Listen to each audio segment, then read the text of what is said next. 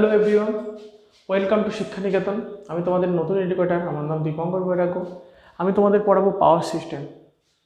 তা power system পড়ানোর আগে আমি কয়েকটা কথা বলি। আমরা যেহেতু ইলেকট্রিক্যাল ইঞ্জিনিয়ার, সেহেতু পাওয়ার সিস্টেমটা আমাদের জন্য কিন্তু একটা মোস্ট ইম্পর্টেন্ট সাবজেক্ট। মানে ধরো যে কোনো এক্সামে যদি তুমি অ্যাপিয়ার হও, যে কোনো এক্সাম দাও, সেটা যেই লেভেলের হোক বা এই লেভেলের হোক, সেখানে কিন্তু পাওয়ার সিস্টেমের ওয়েটেজ কিন্তু অনেকটা। এর জন্য আমাদের কিন্তু পাওয়ার সিস্টেমটাকে কিন্তু খুব ভালোভাবে পড়তে হবে। পাওয়ার সিস্টেমটাকে যদি ঠিকঠাকভাবে দখল রাখা হয়, তাহলে পুরো ইলেকট্রিক্যাল ইঞ্জিনিয়ারিংয়ের উপরেই কিন্তু আমাদের মোটামুটি একটা দখল চলে আসবে। আর খুব ইন্টারেস্টিং সাবজেক্টটা। তোমরা সবাই আমার সঙ্গে থাকো, পড়তে থাকো, দেখবে সব ব্যাপারগুলো তোমরা বুঝতে পারবে। তাহলে আমি শুরু করছি। পাওয়ার সিস্টেমটা প্রথমে আমরা পাওয়ার সিস্টেম জিনিসটা কি তার একটা সিনারি আমি দেখছি। দেখো, পাওয়ার সিস্টেম আসলে কি। একটা জায়গাতে কী হয়, পাওয়ার তৈরি হয়, সেটাকে আমরা বলি জেনারেশন। এবার সেই তৈরি করা পাওয়ার আর একটা জায়গায় গিয়ে কী হয়, ডিস্ট্রিবিউট হয়। কোথায় ডিস্ট্রিবিউট হয়? কোনো ইন্ডাস্ট্রি বা কোনো বাড়িতে বা কোনো স্কুল কলেজ বা যে কোনো কাজের জন্য আমরা ইলেকট্রিসিটি যেখানে যেখানে ব্যবহার করি, সেই সব জায়গাতে আমরা ডিস্ট্রিবিউট করে দিই। ডিস্ট্রিবিউট ফর ইউজেস, মানে ব্যবহারের জন্য আমরা ডিস্ট্রিবিউট করে দিই। তাহলে এইটা হলো ডিস্ট্রিবিউশন।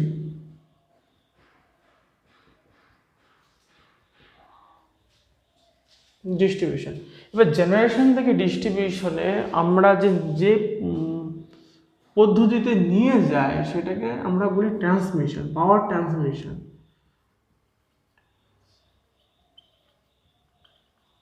তার মানে আমি কি পড়বো? জেনারেশন, তার সঙ্গে generation system, transmission system, distribution system. এই তিনটে জিনিস আমাকে পড়তে হবে। এবার যেহেতু এটা একটা সিস্টেম, এই সিস্টেমের মধ্যে তো তোমার কোনো ফল্ট আসবে, তার জন্য আমাদেরকে কী পড়তে হবে? ফল্ট পড়তে হবে। এবার যেহেতু ফল্ট আছে, সেই ফল্টটা রিডিউস করার জন্য বা ফল্টটা যেন না হয়, সেটা কারেকশন করার জন্য আমাদের কি করতে হবে? প্রোটেকশন।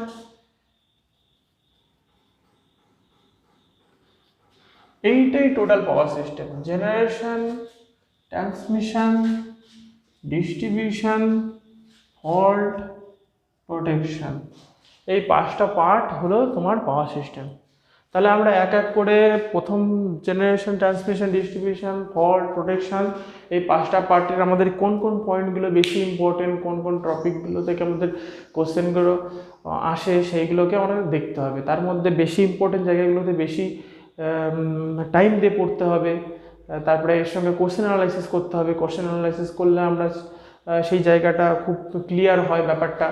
তাহলে আমরা এক এক করে প্রথমে আমি সিলেবাসটা অ্যানালাইসিস করছি। এসএসসি যেই পাওয়ার সিস্টেমের সিলেবাস যে কোনো জেইতে কিন্তু মোটামুটি একই রকমের মানে ওই 5% একটু 19-20 হয়। তাহলে আমি একটা স্ট্যান্ডার্ড একটা সিলেবাস তৈরি করেছি, যে সিলেবাসটা আমি বেসড অন এসএসসি যেই স্ট্যান্ডার্ড সিলেবাসটা, এবার সেই সিলেবাসটা আমি এখানে অ্যানালাইসিস করছি। সেই সিলেবাস থেকে আমরা কোন কোন পয়েন্টগুলো বেশি ইম্পর্টেন্ট পয়েন্টগুলোকে আমরা আইডেন্টিফাই করব। তারপরে সেই পয়েন্টগুলো থেকে আমরা কী কী জিনিস শিখতে পারবো, সেইগুলো আমরা আইডেন্টিফাই করব। তাহলে চলো এখন দেখা যাক, এখন এক এক করে আমি পার্ট করে কী কী জিনিস আমাদের পড়তে হবে সেটা ডিটেলসে তোমাদেরকে বলছি। তাহলে জেনারেশন থেকে আমরা এই কয়েকটা টপিক আমরা পড়বো।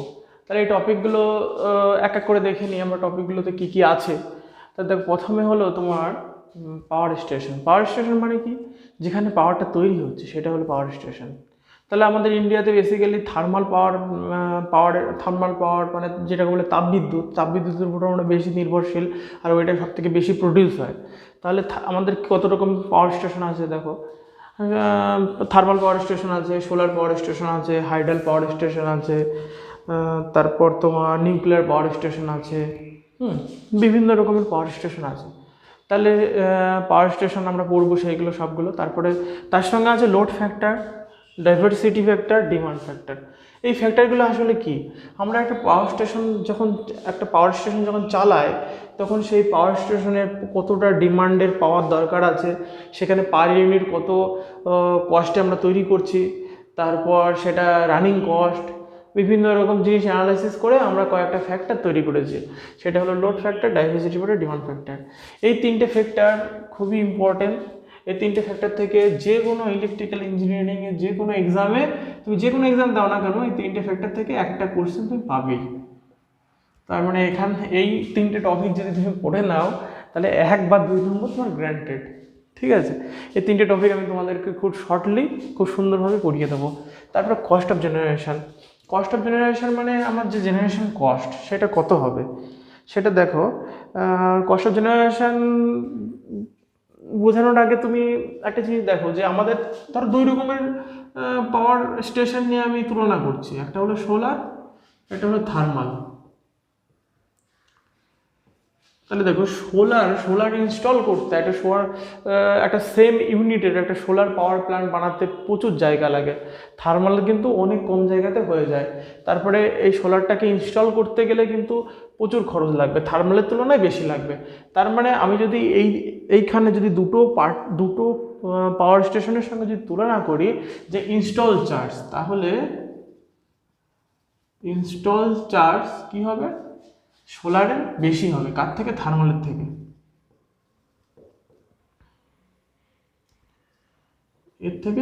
এর বেশি হবে। এবার চলে আসি, ইনস্টল তো হয়ে গেল, এবার আমাকে তো এবার চালাতে হবে, মানে রানিং কস্ট।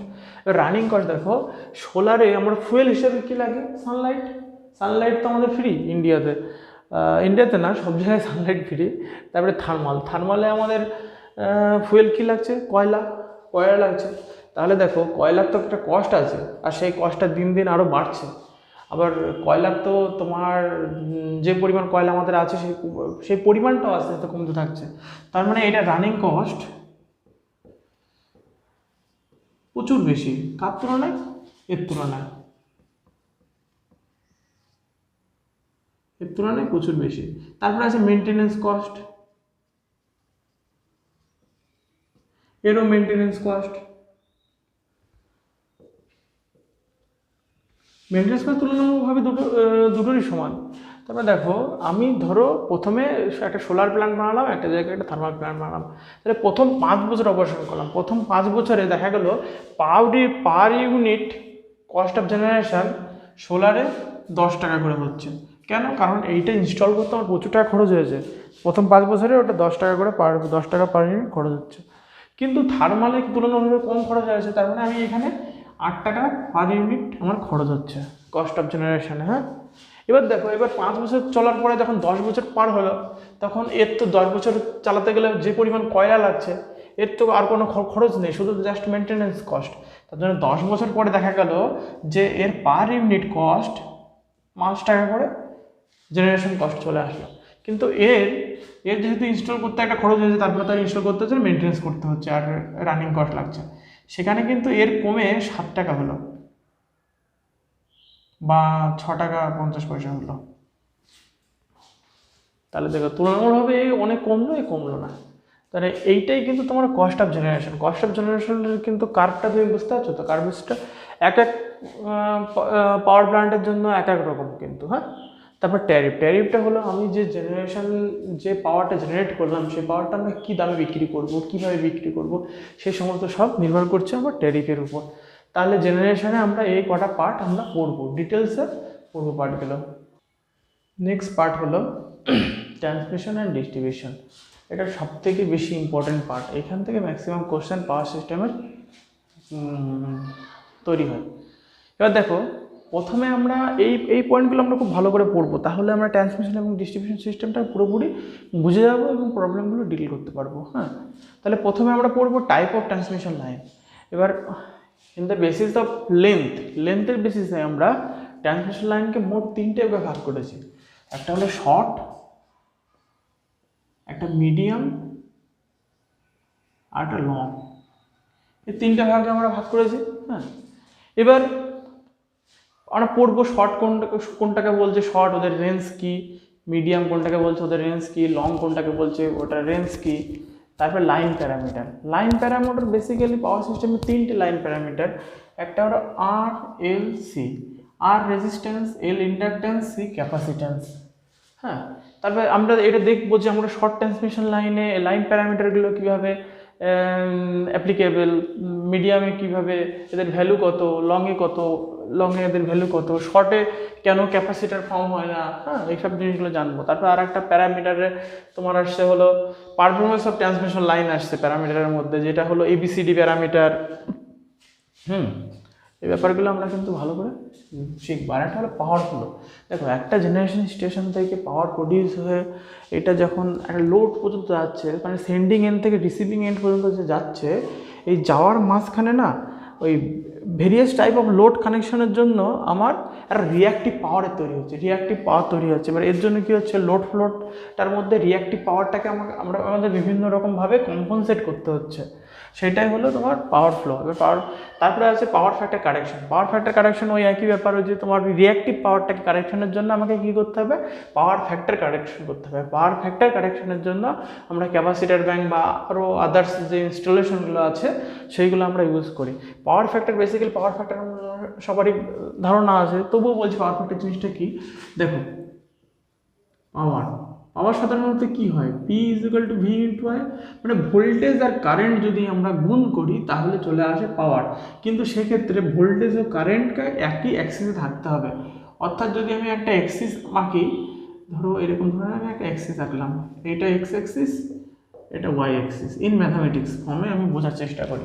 তো পাওয়ারটা কি, পাওয়ারটা হলো আমার এই একই অ্যাক্সিসে ভোল্টেজের মান কত, একই অ্যাক্সিসে ভোল্টেজের মান কত, তার সঙ্গে কারেন্টের মান কত, সেইটা যদি আমার জানা থাকে তাহলে আমি এই দুটোকে গুণ করে আমি পাওয়ারটা বের করে দিতে পারবো।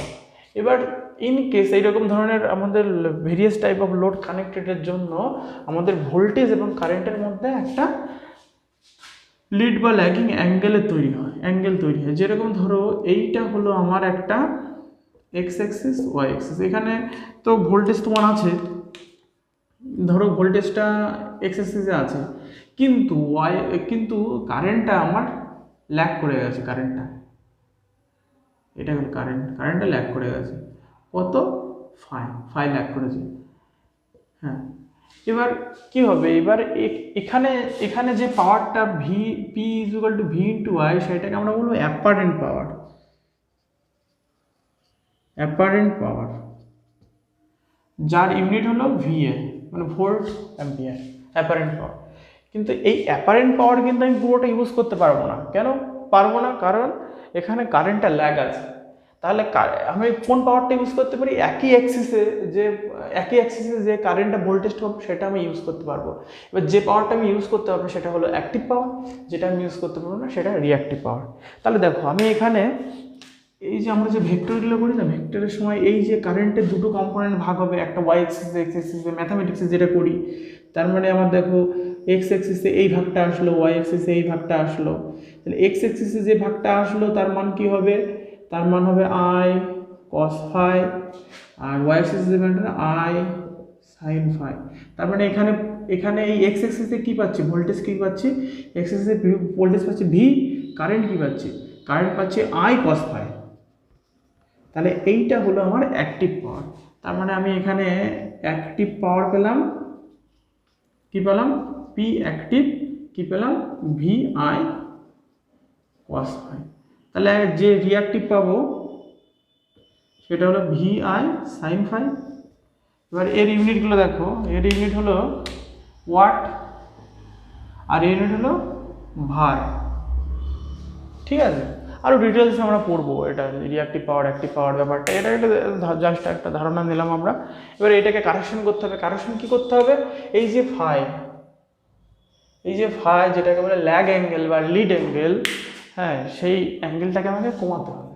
সেই কমানোর বিভিন্ন রকম প্রসেস আছে, সেই প্রসেসগুলো আমি ডিটেলসে তোমাদেরকে বোঝাবো। হ্যাঁ, এরপরে চলে আসো এফেক্ট।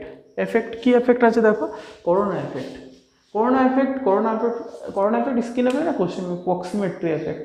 এই তিনটে এফেক্ট বেসিক্যালি ট্রান্সমিশন লাইন বা ডিস্ট্রিবিউশন লাইনে লস হয়। এবার দেখো করোনা এফেক্টটা কি, দেখবে হাই ভোল্টেজ যেখানে ট্রান্সমিট হয় সেখানে দেখবে যে আমরা সেই ট্রান্সমিশন লাইনের নিচে দাঁড়ালে একটা হিসিং নয়েজ, একটা করে এরকম একটা শব্দ হয়। এরকম যে শব্দ হচ্ছে ওইটাই করোনা। এবার সেটা তুমি যদি রাত্রেবেলা দেখো তাহলে দেখবে ব্লু কালারের একটা লাইট চারিপাশে একটা রিংয়ের মতো, অনেকটা করোনা ভাইরাসের মধ্যে দেখতে হয়। ওই এরকম চারিপাশের দিকে এরকম ধরনের একটা গোল ধরনের রিং মতো তৈরি হয়। তো সেইটাই হলো করোনা এফেক্ট। তাহলে করোনার ডিটেলস পড়বো আমরা, কেন হয়, এটা রিডিউস কীভাবে করা যায়, এখান থেকে ডিটেলস আমরা পড়বো। তারপরে স্কিন এফেক্ট। স্কিন এফেক্ট জিনিসটা কি? স্কিন এফেক্ট জিনিসটা দেখো, একটা কন্ডাক্টার, একটা কারেন্ট ক্যারিং কন্ডাক্টার, এই কন্ডাক্টারটার মধ্যে দিয়ে কিন্তু ইকুয়াল ডিস্ট্রিবিউটভাবে কারেন্টটা যায় না, কিন্তু এই কন্ডাক্টারের মধ্যে দিয়ে সম্পূর্ণ এরিয়া দিয়ে কারেন্ট যায় না, কারেন্ট যায় শুধুমাত্র সারফেস দিয়ে কারেন্ট যায়। এর জন্য এফেক্টিভ রেজিস্ট্যান্সটা অনেক বেড়ে যায় তারের, এটাকে এর জন্য হয় স্কিন এফেক্ট। ডিটেলস জানতে পারবে। এবার প্রক্সিমিটি এফেক্ট। প্রক্সিমিটি এফেক্ট কিন্তু সিঙ্গেল কন্ডাক্টরের জন্য হবে না, এটা দুটো কন্ডাক্টর থাকতে হবে, পরস্পর দুটো কারেন্ট ক্যারিং কন্ডাক্টর যদি থাকে, তাহলে সেই ক্ষেত্রে একটা কারেন্ট ক্যারিং কন্ডাক্টরের কারেন্ট ফ্লো হচ্ছে, তার জন্য আমার আরেকটা কারেন্ট ক্যারিং কন্ডাক্টরের যে এফেক্ট পড়বে সেইটাই প্রক্সিমিটি এফেক্ট, এটাও আমরা পড়বো। এবার আছে ইনসুলেটর। ইনসুলেটর কি? ইনসুলেটর হলো আমরা যে বিয়ারিং কন্ডাক্টরগুলো যে বিয়ার করে রাখে, যে দেখবে একটা অনেক রকম টাইপের পিনের মতো থাকে, ডিস্কের মতো থাকে, সেগুলো হলো ইনসুলেটর। ইনসুলেটর অনেক রকম হয়, cycle type, suspension type, pin type, disc type, সব রকম টাইপের ইনসুলেটর আমরা পড়বো ডিটেলসে। আর আমরা শিখবো যে এটা কোথায় ইউজ করা হয়, এদের কি সব কিছু শিখবো। তারপরে স্যাগ এবং ক্লিয়ারেন্স। হ্যাঁ, স্যাগ এবং ক্লিয়ারেন্স কী জিনিস? স্যাগ এবং ক্লিয়ারেন্স দেখো,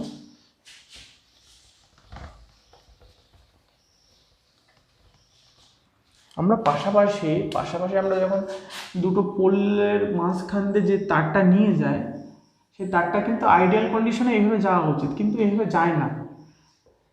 কি হয়, এই তারটা স্যাগ হয়ে যায় মানে তারটা সেই গরম হলে যে কোনো পদার্থ আয়তনে বাড়ে, আমরা পড়েছিলাম না সেই কারণের জন্য, বা শীত হলে সংকুচিত হয়, এরকম ধরনের পড়েছিলাম। তার জন্য কি হয়, তার জন্য হলো আমার এই তারটা এইভাবে না থেকে এইরকমভাবে থাকে, মানে এরকম একটু নিচের দিকে ঝুঁকে চলে যায়।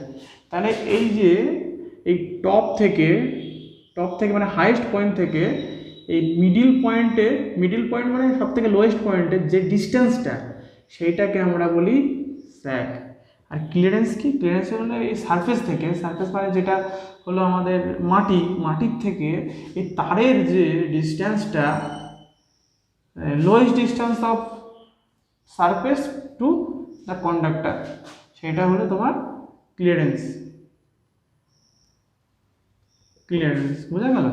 ক্লিয়ারেন্স কি জিনিস, স্যাগ কি জিনিস, ইন ডিটেলস আমরা পড়বো। ক্লিয়ারেন্স স্যাগ থেকে কিন্তু বেসিক্যালি ছোটো দুই একটা ফর্মুলা আমাদেরকে মনে রাখতে হবে, যার বেসিসে আমরা কিন্তু সব অঙ্কই আমরা করতে পারবো এইখান থেকে যে অঙ্কগুলো দেবে।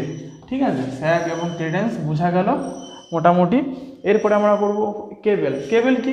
দেখো, আমরা ওভারহেড ট্রান্সমিশন লাইনে আমরা কি ব্যবহার করি? নেকেড ওয়্যার ব্যবহার করি। নেকেড ওয়্যার মানে যে ওয়্যারের চারিপাশে কোনো ইনসুলেশন কোটিং থাকে না, শুধুমাত্র কন্ডাক্টরটা চলে যায়।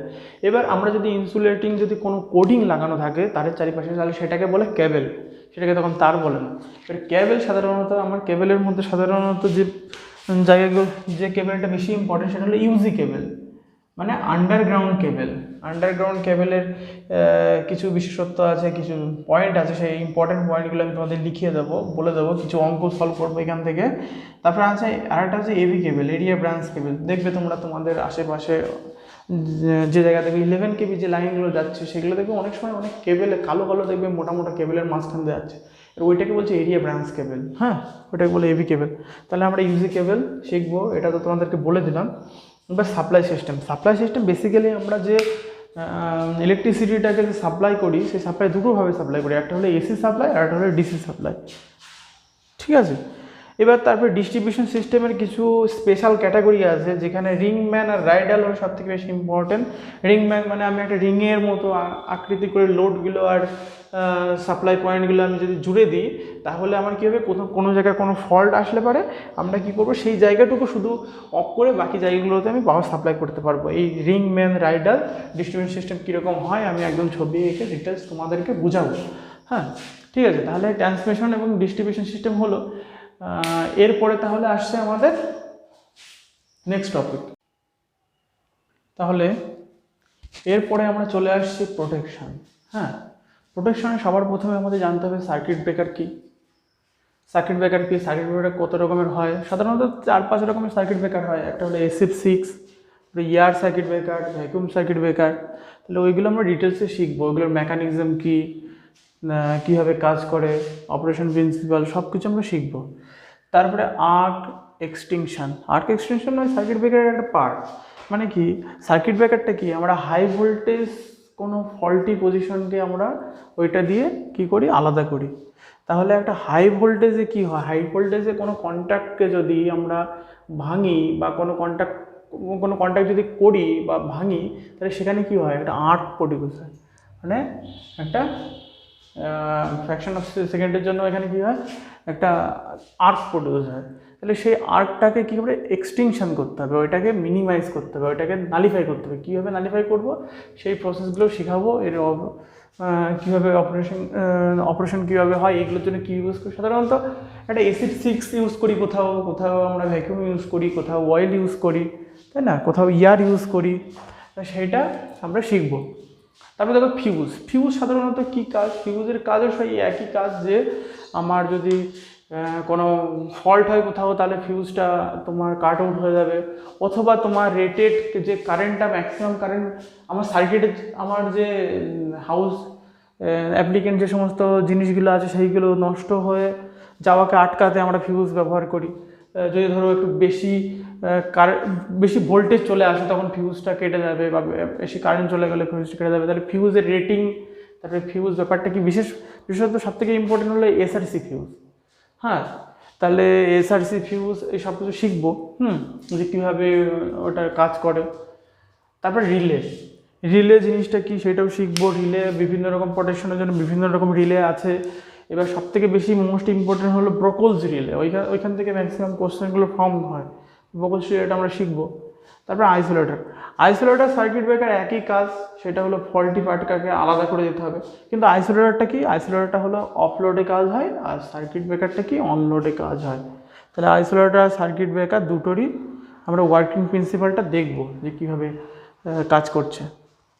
আসলে প্রোটেকশনের মেন জিনিসটাই হলো যেমন ফল্টি পার্টটাকে আলাদা করে দেওয়া, এটাই হলো প্রোটেকশনের মেন ব্যাপারটা, মেন কাজটা। লাইটিং অ্যারেস্টার কি তোমরা দেখেছো নিশ্চয়ই, অনেক জায়গাতে, অনেক ওই ট্রান্সমিশন লাইন, ডিস্ট্রিবিউশন লাইনে আমরা লাইটিং অ্যারেস্টার ইউজ করি। লাইটিং অ্যারেস্টার মানে কি, একটা যখন লাইটিং হয় তখন কি হয়, নেটওয়ার্কের একটা ট্রানজিয়েন্ট চলে আসে, মানে ফ্রিকশন অফ সেকেন্ডের জন্য একটা হাই ভোল্টেজ অ্যাপ্লাই হয়ে যায়। তাহলে সেই টাইমে কি হবে, সেই টাইমে লাইটিং অ্যারেস্টারের মাধ্যমে ওই হাই ভোল্টেজ পার্টটাকে গ্রাউন্ডেড হয়ে যাবে। তখন কী হবে, সার্কিট ব্রেকার অপারেট করে ওই ফল্টি পজিশনটাকে আলাদা করে দেবে। কী হবে, এতে আমার যে সমস্ত প্যারামিটারগুলো আছে, ট্রান্সফরমার, বাসবার, ফিডার, অল্টারনেটর বা রিসিভিং সাইডে যে সমস্ত বাড়ির যে ফ্যান, তারপর লাইট, যে সমস্ত ব্যাপারগুলো আছে, ওইগুলো নষ্ট হবে না। তারপরে আমরা শিখবো যে অল্টারনেটর, ফিডার, বাস বা ট্রান্সফরমার প্রোটেকশনের জন্য আমরা কী কী প্রোটেকশন ডিভাইস ইউজ করি বা কীভাবে সেইগুলো কাজ করে, সেগুলো ডিটেলস আমরা শিখবো প্রোটেকশনে। এবার আসছে ফল্ট। এবার আসছে লাস্ট ওয়ান হলো fault.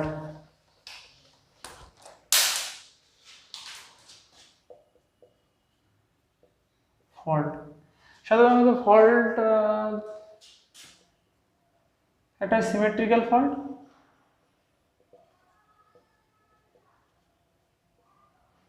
and asymmetrical fault.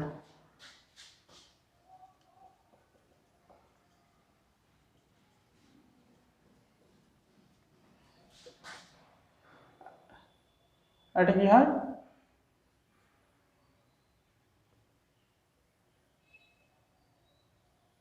Overhead transmission line fault. তাহলে short circuit fault, open circuit fault, এই ফল্টগুলো আমরা শিখবো। তারপরে ওভারহেড ট্রান্সমিশন লাইন ফল্ট, এখানে সাধারণত কয়েক প্রকার ফল্ট হয়। একটা হলো line to ground fault, line to line fault, line to line ground fault, line to line triple line fault, triple line to ground fault, এগুলো হয়।